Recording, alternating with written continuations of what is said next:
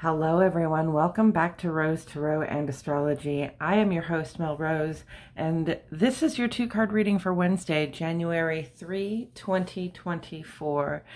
The sun is in Capricorn, friends, inching up on its conjunction with Pluto on the 20th, where the two of them will link arms and cross the threshold into Aquarius. Together, the sun will be in Aquarius for a month, but Pluto will be in Aquarius most of the time for the next 20 years. So that's a big change, and it's significant that the sun is crossing that threshold with Pluto. The moon is a waning half moon in Libra today, and we are cutting out some BS from our lives. The waning moon is a time when we start to release things that no longer work for us. And Libra is a very intellectual sign, very, very much interested in balance and really just the facts, ma'am. So I want to say, that this is a time when we can notice stories we tell ourselves or illusions that we have about things that aren't really working for us anymore. And we can sort of resolve ourselves not to indulge those illusions any further. And a couple of really specific things that I would look at within myself at this time, that I am looking at within myself at this time, would be, the self-talk that says that I am not capable, that things can't happen, I'm not enough to make something positive or great happen in my life. If you have any of that self-talk, you have to resolve to find a way not to indulge that self-talk anymore. Okay, that's a great way to adjust your expectations, to make room within your own heart, within your own mind, for the bigger, better things you would like to be, do, and have in this world. And to me, from my perspective, if you're not growing, then you're not you're not living, right?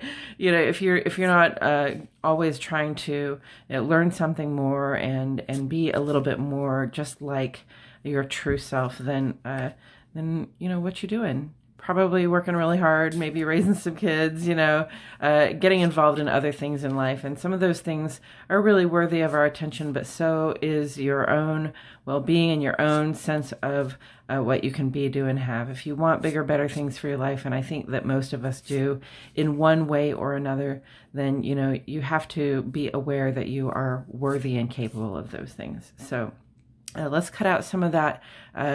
Let's work to cut out some of that BS. If you want to know more about the Astrology Today, please check out my Astrology Today video. It's right next to this one on the channel. And if you like this video, you can subscribe to the channel and then click for notifications.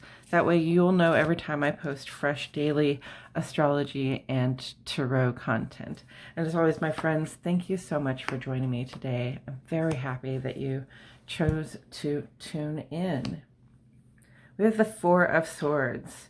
This is about taking a break for contemplation. This is about taking some time to think and read and sort of collect your thoughts about what you have been through lately. Okay, the Four is a pause, and it sort of comes right up after the Three of Swords, and the Three of Swords can sometimes be about heartbreak or betrayal, just, really confusing and upsetting things that can happen that make us feel confused and upset. We don't want to walk around in the world feeling confused and upset. It is appropriate after something like that happens to take a step back, to get some peace of mind, to, it's interesting to me. This always looks like a sarcophagus to me. It does not look like a person just taking a time out. This looks like a person sort of laying in state, or maybe, it's a sarcophagus with an image of them laying on top of it. So to me, that was always a little bit of a death card, but I think it's a death of certain illusions and ideas, which is what we were just talking about, right? Cutting out these illusions that we have about ourselves, about our limited capacities and our limited options and opportunities. All things are possible. Okay, if you will it, it is no dream, dude. So So, take a step back and recollect your thoughts. If you have been through something lately that is confusing, and there has been astrology that just gives us foggy functioning intellectually. Mercury just went direct. We've had Neptune pretty active. I think we had a square to Neptune this week. It can just make things really confusing, and as though we don't have all the facts. And sometimes we do have all the facts. We just haven't set back to contemplate everything we've found out yet, so that we can figure out our own course forward. And that's what the Four of Swords is about, is like step back, contemplate, get back in touch with yourself, what you think, what you believe in, what it is that you are trying to move forward for, right? So that you can then plan your next steps from a peaceful state of mind and not a state of betrayal or just confusion and upset.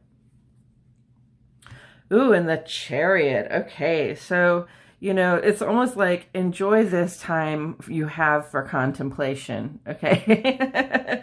Because pretty soon you're going to be full speed ahead. The Chariot... Wow, this almost never comes out in our readings, folks. I'm really happy that the Chariot showed up today.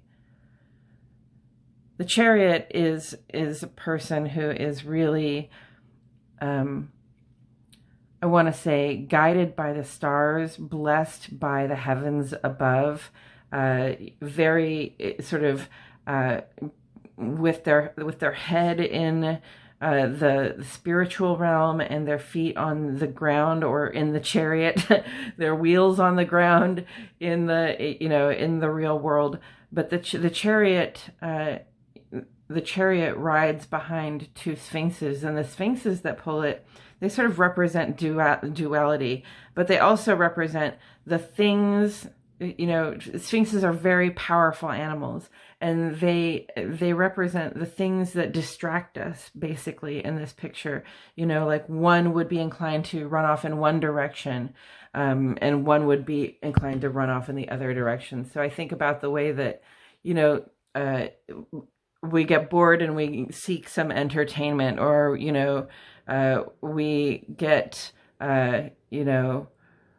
upset and we seek some way to sort of calm ourselves down, right?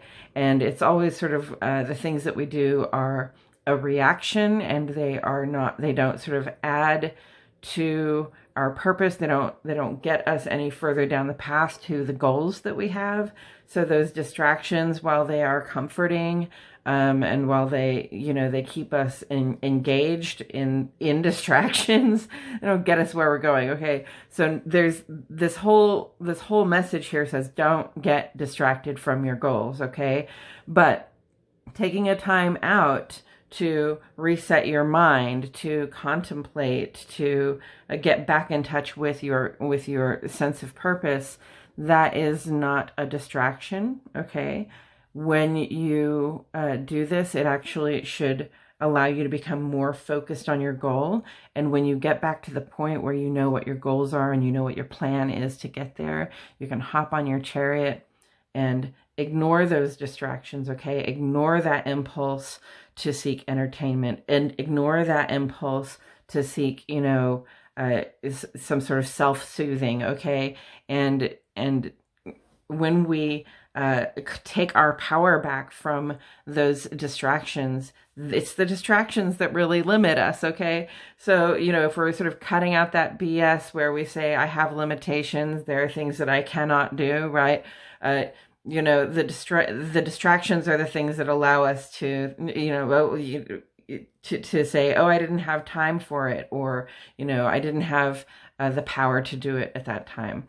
So we are getting ready to rein in those distractions and perceived limitations. We are focusing our intent so that when we hop onto our chariot, we get those limitations and distractions under control, and we just head forward, okay?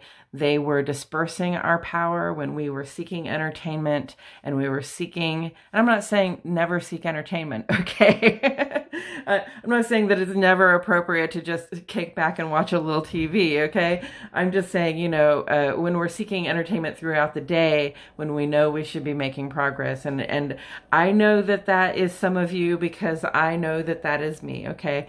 So what the distractions do is they help us fritter away our power. And when we rein in those distractions, when we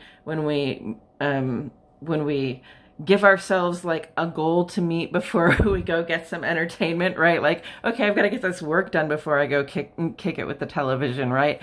Then we have more power in the direction of our goals. We drive ourselves more quickly toward our goals, is what I'm trying to say. So, yes, take some time to figure out what you think now that you have witnessed what you've witnessed, and make a plan to move forward. And then when it's time to move forward, when you're feeling better, don't lose focus, okay? Don't let those distractions help you fritter away your power. Instead, you know, create some goals for yourself, and, you know, reward yourself at the end of the day when you have put in a good effort toward your goals. And that's a reading for you, friends, and it is a reading for me, I promise you. Okay, I think that's all I have to say about it. I truly appreciate you all showing up here today, and I will catch you in the next video.